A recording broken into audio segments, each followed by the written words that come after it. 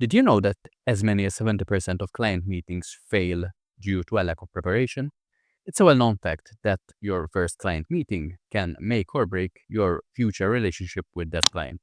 So if that is a fact, why not do the best of your ability, or why not prepare to the best of your ability to ensure that your client meetings really go well? And if that's the case, what is the secret ingredient to nailing that first initial AI client meeting? By the end of this video, you will have a clear, actionable roadmap to confidently prepare and conduct your first client meeting.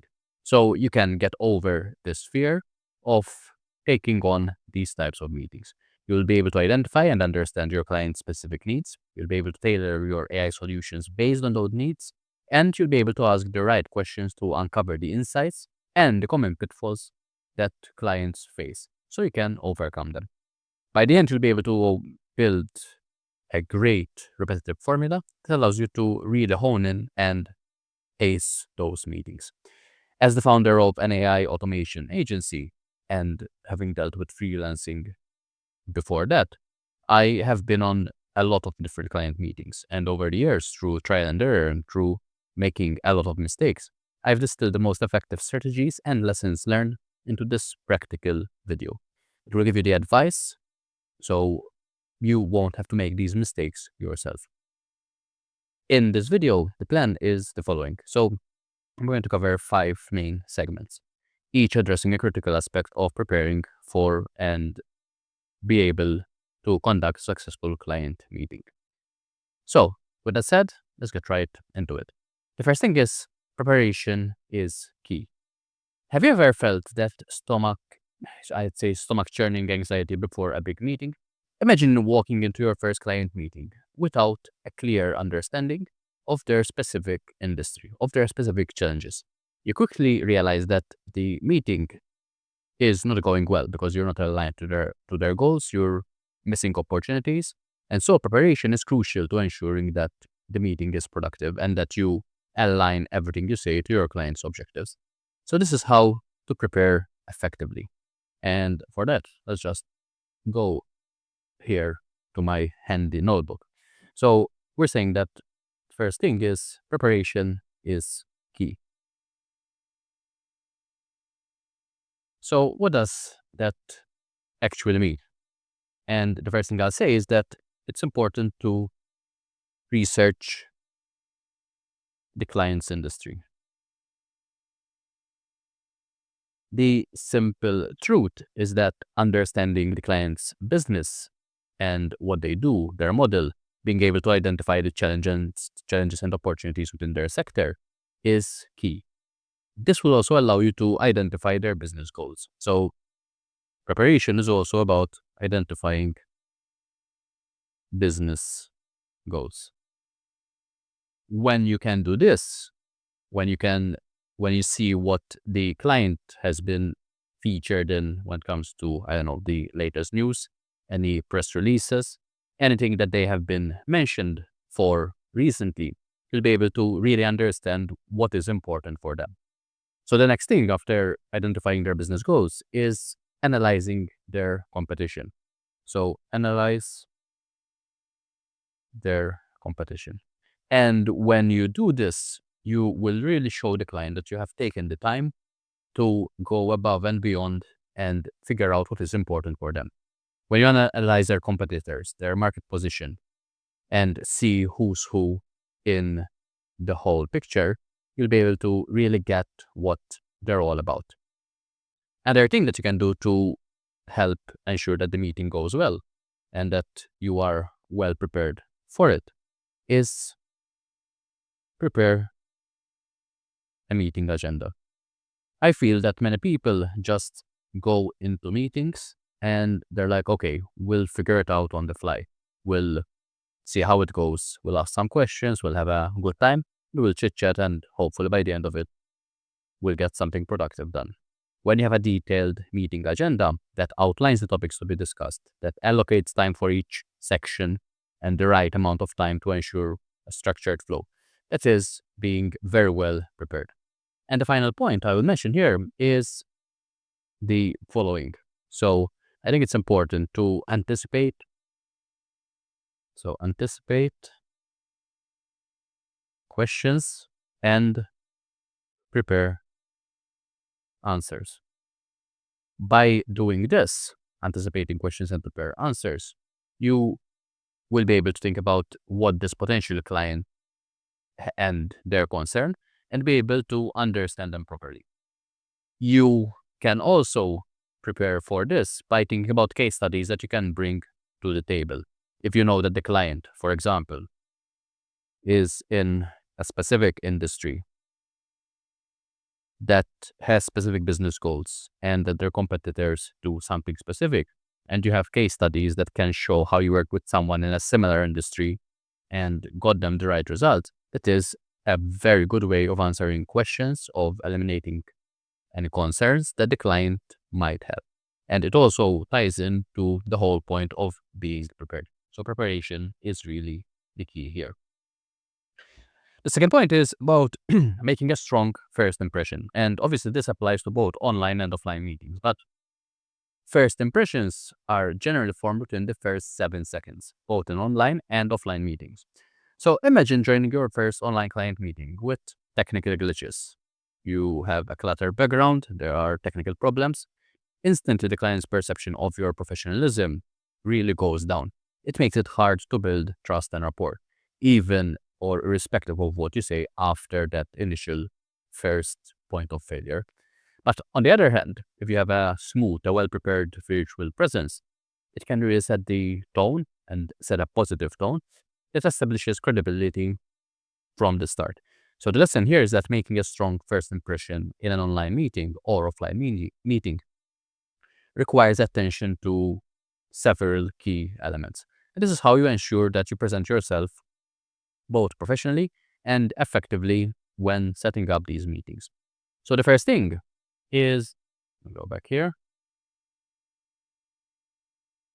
So the point is first impressions. So how do you do that? The first is ensure a professional, which would also be a technical setup. Having, for example, high quality audio and video is important. Using a microphone that is reliable and a webcam that is clear ensures that both your video and your audio sound crisp. It's also important to test your equipment before the meeting. You want to avoid any technical issues that might arise. Stable internet connection. So ensure you have a stable, high-speed internet connection to prevent lag or even disconnections. So you might say that these are all pretty obvious things, but you might be surprised about how many people don't consider this or don't even test these before having a call. And especially the point about having a wired connection, that is very important because you don't want to have like calls that are lagging, that are disconnecting over and over again. The second thing, after ensuring a professional and technical setup, is ensuring that your background should be uncluttered. The point is that where you sit yourself is totally within your control. Having stuff in the background leads to the impression, the perception of you being unprepared, of you being disorganized, which are both bad negative qualities. In addition, ensure that you sit in a well-lit area. Having a simple background is normally a better thing than having a lot of things happening in the background because there's less distraction. If necessary, you could also go for a virtual background, but always ensure that it's a professional background, right? Not something very flashy. The third thing that I will mention is having good lighting. So it doesn't take much to have good lighting. And if you are in front of a window, this is generally the easiest way to do it. You place your camera with its back towards the window, so the natural light from the window comes in and shines on your face, right? At the same time, if you don't have access to this type of natural light, it's easy to buy a soft light and place it in front of you. I would avoid having backlight, which can create a lot of shadows and obscure your face. So that is the third point, good lighting. Number 4 is dress professionally. And again, these might all sound like very obvious things. But again, you'd be surprised about how not obvious the obvious really is. When you dress appropriately, which would mean dressing as you would for an in-person meeting, it shows that you align with the client and their professionalism. I would avoid anything that is casual or overly casual clothing unless you know that the client prefers it. And basically try and look like you would in a normal everyday meeting. So there's not much to that. The next point that I think is super important is punctuality. So I once heard a saying that if you are ahead of time, you're on time. If you're on time, you're late. If you're late, basically don't even show up. And I really like that expression because being punctual shows that you value the other person's time. It shows that you value your time as well. And yeah, I think it's common courtesy to do that. So at least 5 minutes before the meeting time, I would be on the Zoom call, on the Google Meet call. Because it also shows that you respect the value that you can provide.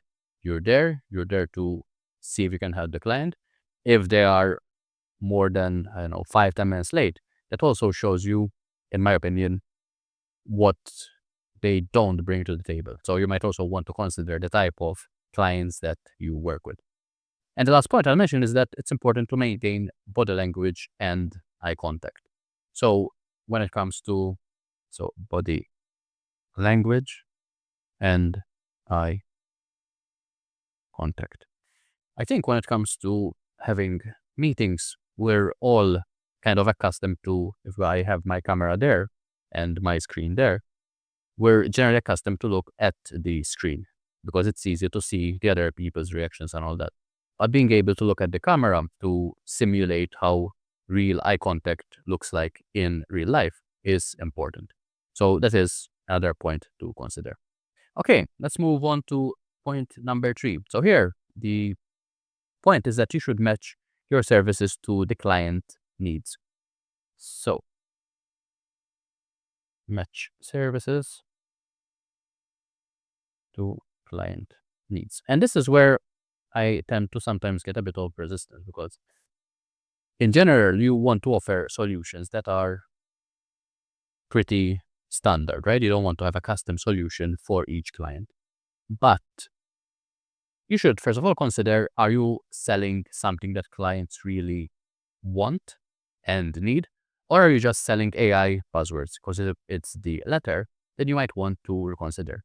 Imagine just for a second that instead of proposing generic AI solutions without really addressing the client's unique challenges, you tailor your services, your approach to solving specific problems.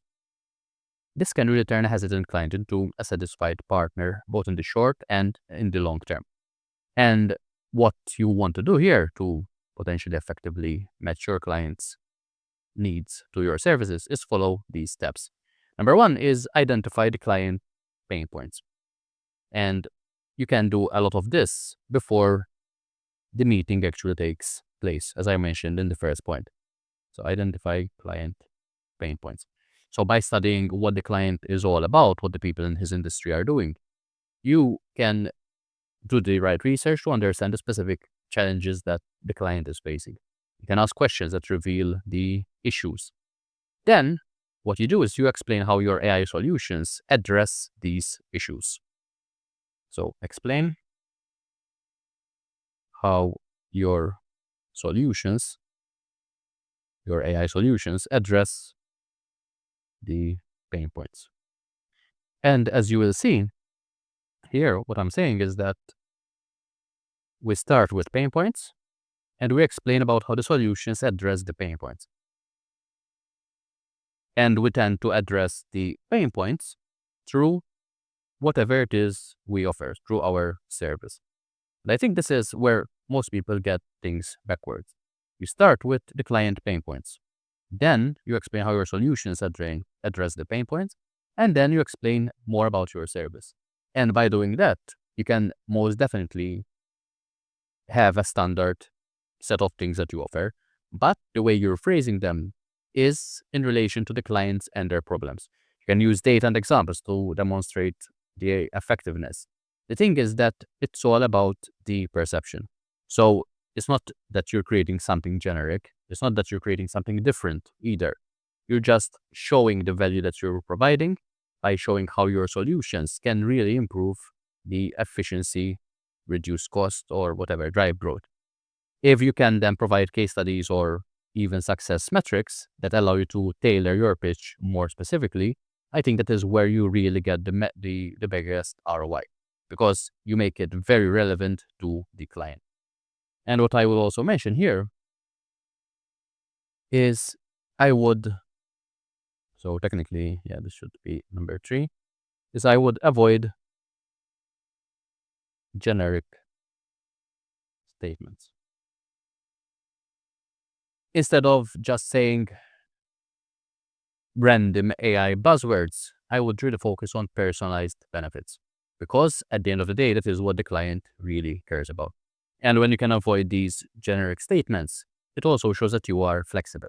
If a client said that he has pain 1, 2, and 3, and you're just giving generic statements, they're not addressing those specific points. But if you can tailor what you say based on the pain points mentioned here, that is you showing that you are flexible, that you are prepared to adapt your solutions based on the client problems, on the client feedback.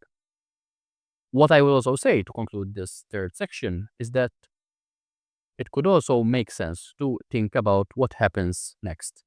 So what I'm saying here is about thinking, so think long term.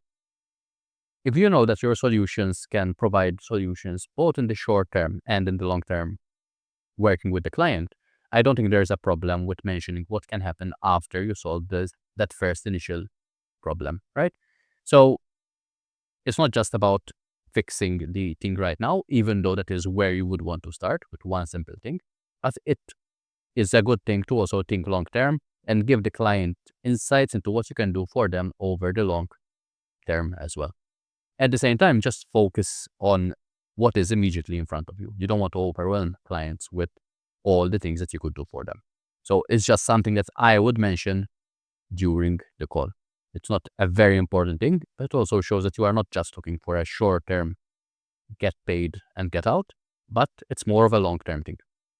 Now, the next question to think about, or the next point is, what are the right questions to uncover the client's specific needs?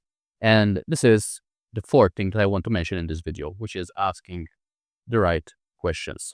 So point number 4 is asking the right questions. And this comes from having been on many meetings. And I found that when I am nervous or when I'm more in my head, I tend to speak a lot more. And it's difficult to get the client to say what they are really thinking about. But if you have a very wish that you had a kind of crystal ball to understand your client's real needs, this is for you. So imagine conducting a meeting where your questions really lead to uncovering critical insights about whatever the client's operations are about. These insights will then allow you to propose highly relevant AI solutions that directly address the client challenges. And this is what asking the right questions will allow you to do. Asking the right questions is essential to understand your client's true needs. And here's how you can develop and utilize these strategic questions. So, number 1, develop a list of strategic questions. When you deal with clients in a specific industry, it is important to develop let's say, a common list of client questions. And these generally tend to be pretty much the same. They are industry specific, but from one client to another, they will be very, very similar. For example, what are your current challenges in one specific area? Another question, how do you envision AI and its, transformation in your operations? What goals are you aiming to achieve with this project? Being able to use open-ended questions here is important. So develop a common list of questions. And I would also say use open-ended questions. When you can do this, or when you do this, you're not just getting yes or no answers. You're encouraging detailed responses that allow you to get a much more deeper insight from clients. So yeah, the point is avoid yes or no questions because they really limit the conversation that you can have. Number 3 is don't be in your head. Said differently, listen actively to the responses. So what you want to do is listen actively to responses. Many people try to anticipate what the client is about to say. They try to think about what is going to come next. But I think that is a very bad approach. What you really want to do is be present, understand what the client is really saying and what they are not saying, so you can ask deeper questions. And you can also take notes. I mean, why not? And reflect on what the client is saying. But you can only do this if you are active in that moment. You can't be thinking about what comes next while also being present. So I would choose one. And I know that I would choose being present and listening to stuff in that moment. The next thing is, as the client is speaking and as you are clarifying and as you are probing, which is kind of the next point. So clarify and probe, which in a way can also be tied into point number 3. I would also be thinking about how, kind of going back to number 3, making or changing a bit your services to meet the client needs and the way that you will position what you will say. Because when you are asking follow-up questions, you're going deeper, you will start seeing how your solutions can really help solve those client problems. With that said, before you propose your solutions, ensure that you fully understand the client's perspective and their needs. Because by doing so, it will move you closely to point number 5 here, which is align your offer. It is only through asking the right questions that you can align your offer based on the insights that you get. So using the information that you would have now gathered from the client, you can tailor your AI solutions. You can demonstrate how your services can specifically resolve their specific pain points. And you can make it seem like it's a personalized approach towards that specific client. And it is, because you are changing stuff. You are positioning things in a way that is based on what the client needs. So, how do you avoid common pitfalls? And this is the final point of this video. What's more embarrassing than realizing that you focused on the wrong thing? Because for me, I think that is one thing that I find really embarrassing. I remember I was on a call a few years ago with a client that wanted SEO, and I was so in my head that I totally missed what the client was saying, in the sense that they wanted one specific solution, but I was so tied and so-called, like so to speak, in love with the solution that I wanted to present as soon as they finished speaking, that I totally missed the point of what they needed. And what I ended up saying was something that they had already been doing, which was not worthy. So as you can imagine, that call didn't go well. It ended. The client said they would think about it, but obviously they never got back to me, irrespective of the number of follow-ups that I had made. But the point is that when you present a feature that the client has no interest in because you didn't fully understand their needs, you're wasting your time, you're wasting the client's time, and you're damaging the professional relationship that could have been built. So avoiding common mistakes can make the difference between a successful and a failed client meeting. With that said, here are the key pitfalls to watch out for and how to avoid them. So the first thing, so let's call this client number 5, mistakes. The first thing I would mention is over-promising. I think it's good to promise many things if you can deliver them.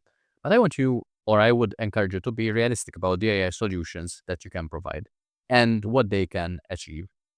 When you don't overpromise but give the right promises, it also allows you to set clear expectations that build trust.